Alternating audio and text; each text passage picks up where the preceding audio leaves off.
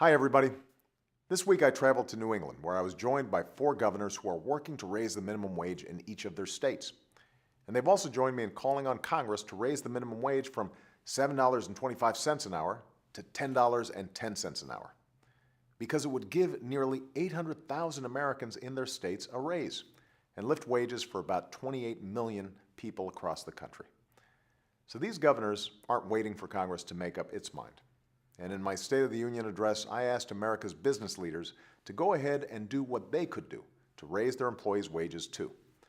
And increasingly, it's not just large companies like Costco or the Gap that choose to pay their employees higher starting wages. It's smaller businesses like Jackson's, a family-owned ice cream parlor in South Florida.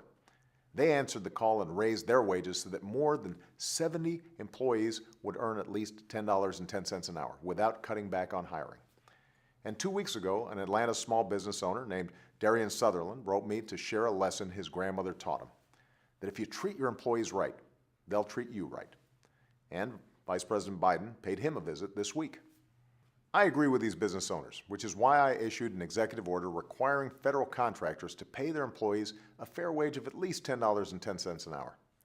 It's good for our bottom line, and working Americans have struggled through stagnant wages for far too long. A clear majority of Americans support raising the minimum wage because we believe that nobody who works full-time should have to live in poverty. About half of all Republicans support raising the minimum wage too. It's just too bad they don't serve in Congress, because the Republicans who do serve in Congress don't want to vote on the minimum wage at all. Some even want to get rid of it completely. Seriously. That's why what business leaders and everyday Americans are doing to raise wages is so important. Because change doesn't come from Washington. Change comes to Washington. I've always believed that, and it's true in this case too. Outside Washington, Americans are ready to put aside old political arguments and move this country forward. The American people are way ahead of Congress on this issue, and we've just got to let Congress know that. It's time for 10-10. It's time to give America a raise, and it's time to restore opportunity for all. Thanks, and have a great weekend.